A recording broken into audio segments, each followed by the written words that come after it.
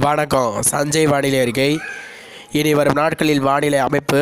இன்று தேதி 27/6/2020 ஜூன் மாதம் சனிக்கிழமை காலை 10 மணி வானிலை ஆய்வறிக்கை. இனி வரும் நாட்களில் வானிலை அமைப்பு மற்றும் இன்று வானிலை அமைப்பு எப்படி இருக்கும் என்பதை பார்க்கலாம். இன்று தேதி 27.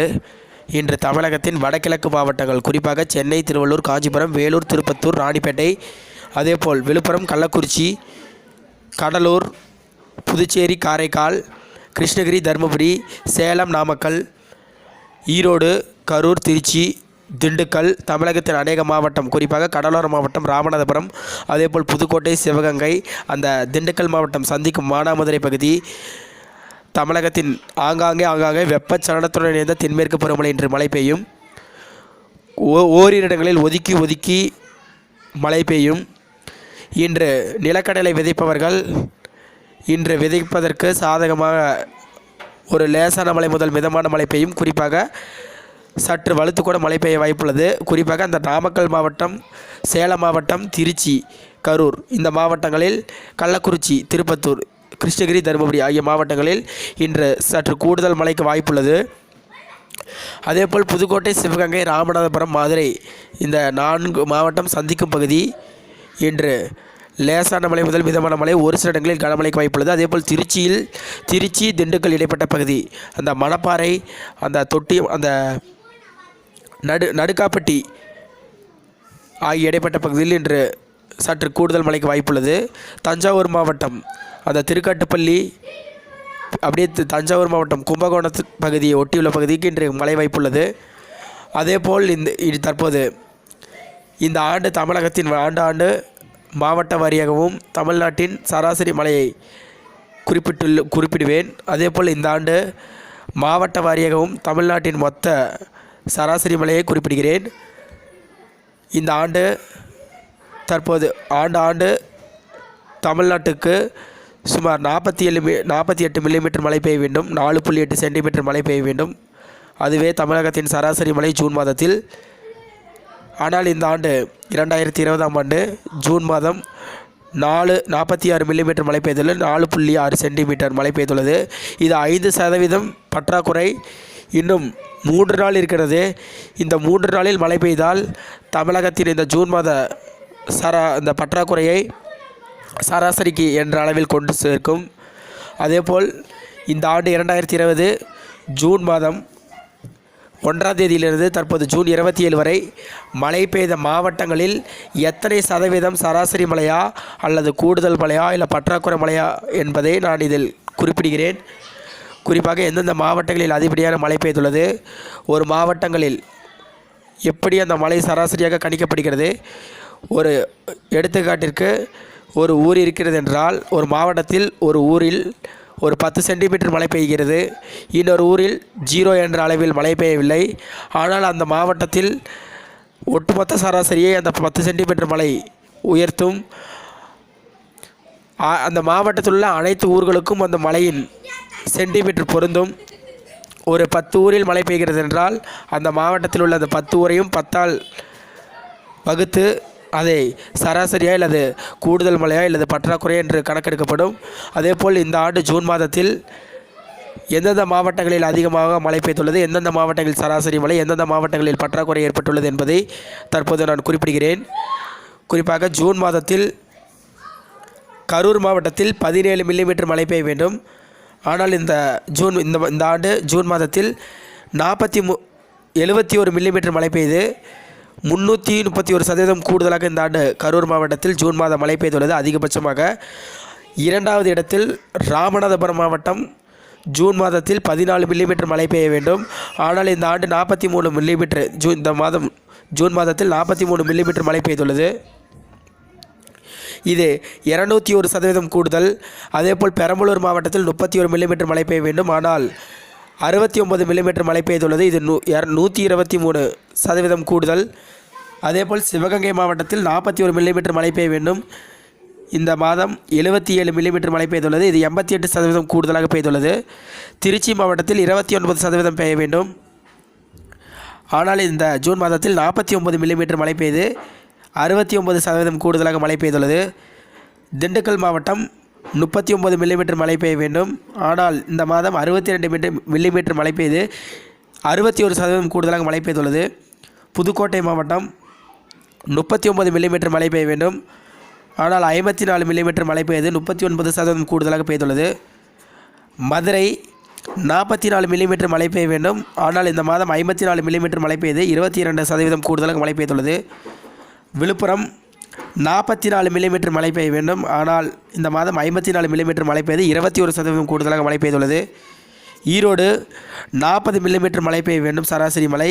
ஆனால் இந்த மாதம் 47 மில்லிமீட்டர் மழை பெய்து 17% கூடுதலாக மழை பெய்துள்ளது. இந்த மாதத்தில் வேலூர் 61 மில்லிமீட்டர் மழை பெய்ய வேண்டும். ஆனால் இந்த மாதத்தில் 68 மில்லிமீட்டர் மழை பெய்து 11% கூடுதலாக மழை பெய்துள்ளது. கன்னியாகுமரி 155 மில்லிமீட்டர் மழை பெய்ய வேண்டும். ஆனால் இந்த மாதம் 167 மில்லிமீட்டர் மழை பெய்து 8% கூடுதலாக மழை பெய்துள்ளது. கிருஷ்ணகிரி 46.6 மில்லிமீட்டர் மழை பெய்ய வேண்டும். ஆனால் இந்த மாதம் 47.9 மில்லிமீட்டர் மழை பெய்து 3% கூடுதலாக மழை பெய்துள்ளது. திருவண்ணாமலை 57 மில்லிமீட்டர் மழை பெய்ய வேண்டும். ஆனால் இந்த மாதம் 58 மில்லிமீட்டர் மழை பெய்து 2% கூடுதலாக பெய்துள்ளது. பற்றாக்குறை உள்ள மாவட்டங்களை அறிவிக்கிறேன்.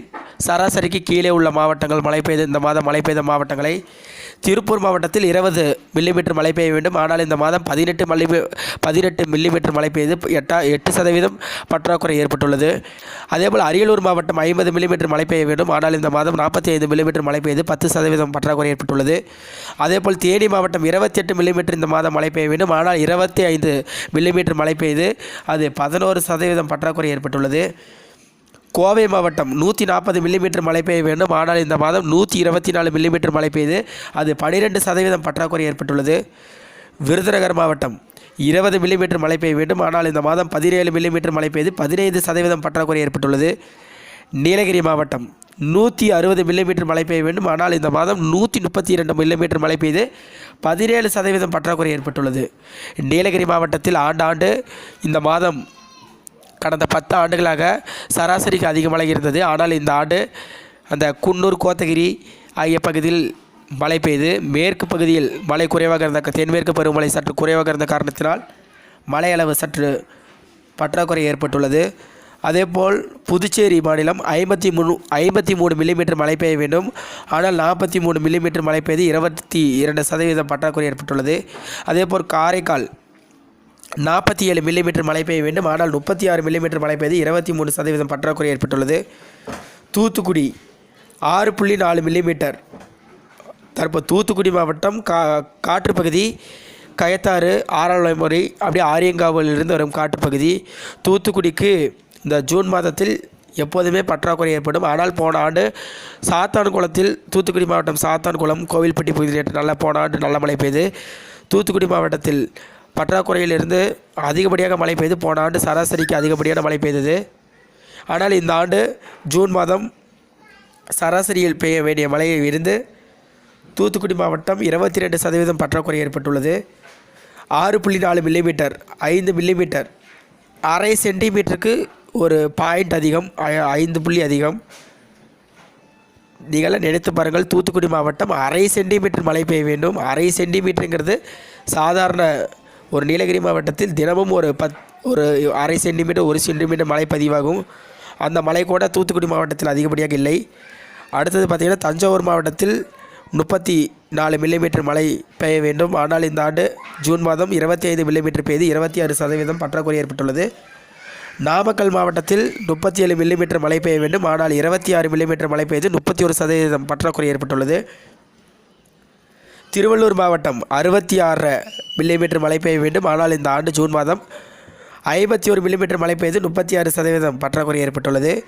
அதேபோல் காஞ்சிபுரம் மாவட்டம் 66 மில்லிமீட்டர் மழை பெய்ய வேண்டும். ஆனால் 31 மில்லிமீட்டர் மழை பெய்து 48% பற்றாக்குறை ஏற்பட்டுள்ளது. சேலம் மாவட்டம் 52.5 மில்லிமீட்டர் மழை பெய்ய வேண்டும். ஆனால் இந்த மாதம் 27 மில்லிமீட்டர் மழை பெய்து 48% பற்றாக்குறை ஏற்பட்டுள்ளது. தருமபுரி மாவட்டம் 43 மில்லிமீட்டர் மழை பெய்ய வேண்டும். ஆனால் இந்த மாதம் ஜூன் மாதம் 26 மில்லிமீட்டர் மழை பெய்து 50% பற்றாக்குறை ஏற்பட்டுள்ளது. திருவள்ளூர் மாவட்டம் 34 மில்லிமீட்டர் மழை பெய்ய வேண்டும். ஆனால் இந்த மாதம் 12.5 மில்லிமீட்டர் மழை பெய்து 63% பற்றாக்குறை ஏற்பட்டுள்ளது. அதிகபட்சம் பற்றாக்குறையை பாருங்கள். திருநெல்வேலி மாவட்டத்தில் 28 மில்லிமீட்டர் மழை பெய்ய வேண்டும். ஆனால் 10 மில்லிமீட்டர் மழை பெய்து அது 64% பற்றாக்குறையாக ஏற்பட்டுள்ளது. திருநெல்வேலி மாவட்டத்தில் அந்த 10% அந்த குற்றால பகுதியில் பெய்த மழை, அந்த மேற்கு தொடர்ச்சி மலையில் பெய்த மழை. அதேபோல் நாகப்பட்டினம் மாவட்டத்தில் ஜூன் மாதத்தில் 32 மில்லிமீட்டர் மழை பெய்ய வேண்டும். ஆனால் இந்த ஆண்டு 11 மில்லிமீட்டர் மழை பெய்து 65% பற்றாக்குறை ஏற்பட்டுள்ளது. அடுத்ததாக சென்னை 59 மில்லிமீட்டர் மழை பெய்ய வேண்டும் ஜூன் மாதத்தில் சராசரி மழை. ஆனால் இந்த ஆண்டு 13 மில்லிமீட்டர் பெய்து 78% பற்றாக்குறை ஏற்பட்டுள்ளது. அடுத்தது கடலூர் மாவட்டம், அதிகபட்சம் பற்றாக்குறை ஏற்பட்டுள்ள மாவட்டம் கடலூர் மாவட்டம். 38 மில்லிமீட்டர் மழை பெய்ய வேண்டும். ஆனால் 8 மில்லிமீட்டர் மழை பெய்து 79% பற்றாக்குறை ஏற்பட்டுள்ளது. இந்த பற்றாக்குறையில் உள்ள ஊர்கள் மற்றும் மாவட்டங்கள் இன்னும் 4 நாட்கள் இருக்கிறது இந்த ஜூன் மாதம் முடிய. இன்றுடன் சேர்த்து 27, 28, 29, 30 இந்த 3 நாட்களுக்குள் பற்றாக்குறை உள்ள மாவட்டங்கள் சற்று பற்றாக்குறைக்கு வரும். சற்று பற்றாக்குறை உள்ள மாவட்டங்கள் சராசரி எட்டுள்ள மாவட்டங்கள் சற்று கூடுதலாக பெய்யும். கூடுதலாக பெய்த மாவட்டங்களில் இன்னும் சராசரியை விட சற்று கூடுதலாகவும் பெய்யும். அதேபோல் தமிழகத்தில் இனி வரும் நாட்களில் அந்த ஜூலை மாதம் 2வது வாரத்தில் வடக்கு வங்கக்கடல், குறிப்பாக அந்த ஒரிசா, அந்த தெலுங்கானா இடைப்பட்ட பகுதியில் காற்று சுழற்சி நிலவ வாய்ப்புள்ளது. இதன் காரணமாக வெப்பச்சலனம் காரணமாகவும் இனி வரும் நாட்களில் தமிழகத்தின் அநேக மாவட்டங்களில் பரவலாக மழை பெய்ய வாய்ப்புள்ளது. குறிப்பாக மேற்கு தொடர்ச்சி மலை மாவட்டங்களில் நல்ல மழை பெய்து இந்த ஆண்டு தென்மேற்கு பருவமழை தமிழகத்தில் சராசரியை விட சற்று கூடுதலாக ஒரு 10% கூடுதலாக மழை பெய்யும் என்பதை இத்தருணத்தில் தெரிவித்துக்கொண்டு, அதேபோல் விரிவான வானிலை அறிக்கை தெரிந்து கொள்ள மற்றும் வானிலை பற்றி புரிந்து கொள்ளவும் தினமும் வானிலை அறிக்கை பாருங்கள். நன்றி, வணக்கம்.